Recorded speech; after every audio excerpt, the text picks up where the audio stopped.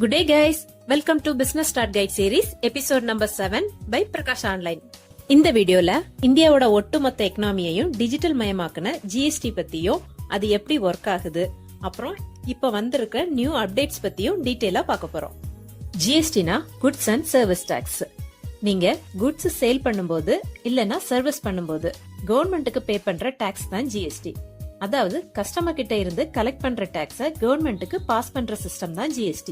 முன்னாடி எல்லாம் இந்தியால ஒரு பிசினஸ் பண்றதுக்கு service tax, excise duty, VAT, entry tax இப்படி 5ல இருந்து 6 டாக்ஸ் வரைக்கும் அப்ளை ஆகும்.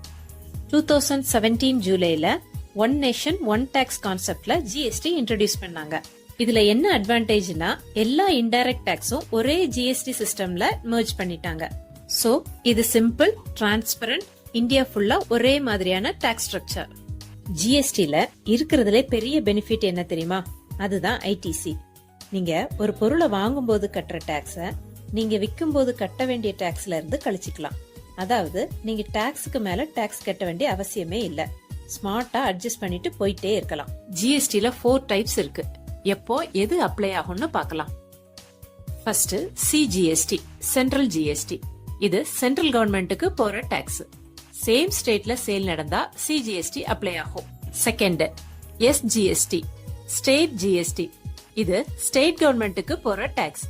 சேம் ஸ்டேட்ல சேல் நடந்தா SGSTயும் சேர்ந்து அப்ளை ஆகும். அதாவது சேம் ஸ்டேட் டிரான்சாக்ஷன்னா CGST பிளஸ் SGST ரெண்டுமே வரும். டோட்டல் GST சென்ட்ரலுக்கும் ஸ்டேட்டுக்கும் ஸ்பிளிட் ஆகும். Third IGST, integrated GST. Different state டிரான்சாக்ஷனுக்கு IGST வரும். அதாவது தமிழ்நாட்டுல இருந்து கேரளாக்கு சேல் பண்ணீங்கன்னா ஃபுல் 18% IGST அப்ளை ஆகும். இது சென்ட்ரல் கவர்மெண்ட்டுக்கு போகும். அப்புறம் அது ரெஸ்பெக்டிவ் ஸ்டேட்டுக்கும் ஷேர் ஆகும். Fourth one UTGST, union territory GST. அதாவது பாண்டிச்சேரி, அந்தமான் இது மாதிரி யூனியன் டெரிட்டரி ஏரியாஸ்க்கு இது யூஸ் ஆகும். இப்போ உங்க எல்லாருக்கும் மைண்ட்ல ஒரு கொஸ்டின் வரும். GST எப்போ எடுக்கணும்? பிசினஸ் பண்றவங்க எல்லாருமே கண்டிப்பா எடுக்கணுமாங்கிறது தான். கண்டிப்பா எடுக்கணுமான்னு கேட்டா இல்லதான். நீங்க ப்ராடக்ட்ஸ் ஓரியன்டட் பிசினஸ் பண்றீங்கன்னா வருஷத்துக்கு 40 லட்சத்துக்கு மேல டர்ன் ஓவர் இருந்தா கட்டாயம் எடுக்கணும். சர்வீஸ் ஓரியன்டட் பிசினஸ் பண்றீங்கன்னா 20 லட்சத்துக்கு மேல இருந்தா கட்டாயம் எடுக்கணும். நீங்க ஆன்லைன்ல சேல் பண்றீங்க லைக் அமேசான், பிளிப்கார்ட் இது மாதிரி, இல்ல வேற ஸ்டேட்டுக்கு சேல் பண்றீங்கன்னாலோ த்ரெஷோல்டு லிமிட்டுக்குள்ள வரலைன்னா கூட கட்டாயம் நீங்க GST எடுத்துதான் ஆகணும். GSTல இன்னொரு முக்கியமான டிசிஷன் இருக்கு. ரெகுலர் ஸ்கீமா இல்ல காம்போசிஷன் ஸ்கீமா, இந்த ரெண்டுத்துக்கும் என்ன டிஃபரன்ஸ்னு பார்க்கலாம்.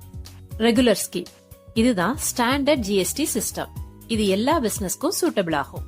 Next composition scheme. இது ஸ்மால் பிசினஸ்க்கான சிம்பிளிஃபைட் ஸ்கீம். காம்போசிஷன் ஸ்கீம்ல நீங்க கஸ்டமர் கிட்ட இருந்து GST செப்பரேட்டா கலெக்ட் பண்ண முடியாது. அதே மாதிரி நீங்க பர்ச்சேஸ் பண்ணும்போது கட்டுற GST ITC கிளைம் பண்ணவும் முடியாது. சோ உங்க சேல்ஸ் அமௌண்ட்ல 1% கவர்மெண்ட்டுக்கு டாக்ஸா பே பண்ணணும். இதுல இன்னும் சில லிமிடேஷன்ஸ் இருக்கு. நீங்க உங்க ஸ்டேட்டுக்கு வெளியில பிசினஸ் பண்ண முடியாது. ஆன்லைன் பிளாட்ஃபார்ம்ல சேல் பண்ண முடியாது. அதனால இது லோக்கல் பிசினஸ்க்கு தான் சூட்டபிள். இப்போ HSN அண்ட் SAC கோடு பத்தி பார்க்கலாம். நீங்க என்ன பொருளை செல் பண்றீங்கன்னு சொல்றது HSN, என்ன சர்வீஸ் தர்றீங்கன்னு சொல்றது SAC. ஒரு பொருளை சேல் பண்றீங்கன்னா அந்த பொருளுக்குரிய சரியான HSN கோடையும் டாக்ஸ் ஸ்லாபையும் கவனமா சூஸ் பண்ணணும். இல்லைன்னா ஃபியூச்சர்ல ப்ராப்ளம் வரும். ஓகே ஃப்ரெண்ட்ஸ், GSTல புதுசா வந்திருக்கிற ரூல் 14A பத்தி பாப்போமா? ஃபர்ஸ்ட் இது யாருக்குன்னு பார்க்கலாம். இது எல்லாருக்குமான்னு கேட்டா கிடையாது. மாசம் 2.5 லட்சத்துக்கு குறைவா டாக்ஸ் கட்டுற பிசினஸ்க்காகவே கொண்டு வந்திருக்காங்க. முன்னாடி எல்லாம் GST எடுக்க 20 to 25 டேஸ் ஆகும். ஆனா இந்த ரூல் மூலமா 1 or 2 டேஸ்லயே GST வாங்கிக்க முடியும். உங்க பிசினஸ்க்கு என்ன ரீசன்காக GST சீக்கிரமா தேவைப்படுதுங்கிற கரெக்டான ரீசனையும் வேலிடான டாக்குமெண்ட்ஸையும் சப்மிட் பண்ணி இந்த ரூல் மூலமா வாங்கிக்கலாம். ஆனா இதுல டாக்குமெண்ட்ஸ் பக்காவா இருக்கணும், இல்லைன்னா ஃபியூச்சர்ல ப்ராப்ளம் வரும். இதுல ஒரு இம்பார்ட்டன்ட் பாயிண்ட் என்னன்னா GST கிடைச்ச 30 நாளுக்குள்ள உங்க கரண்ட் அக்கவுண்ட் டீடைல்ஸ GST போர்ட்டல்ல அப்டேட் பண்ணிருக்கணும். இத மிஸ் பண்ணா உங்க GST நம்பர் சஸ்பெண்ட் ஆக சான்ஸ் இருக்கு. உங்க பிசினஸ்க்கு GST ரெஜிஸ்டர் பண்ணணுமா? கவலையே படாதீங்க. டிஸ்கிரிப்ஷன்ல இருக்க கூகுள் ஃபார்மை ஃபில் பண்ணுங்க. நாங்க உங்களுக்கு பண்ணி தரோம். அடுத்த எபிசோட்ல GST எடுத்த பிறகு என்னென்ன ரிட்டர்ன்ஸ் ஃபைல் பண்ணணும்னு டீடைலா பாப்போம். இந்த வீடியோ பிடிச்சிருந்தா லைக் பண்ணுங்க, ஷேர் பண்ணுங்க, மறக்காம பிரகாஷ் ஆன்லைன் சேனலுக்கு சப்ஸ்கிரைப் பண்ணுங்க.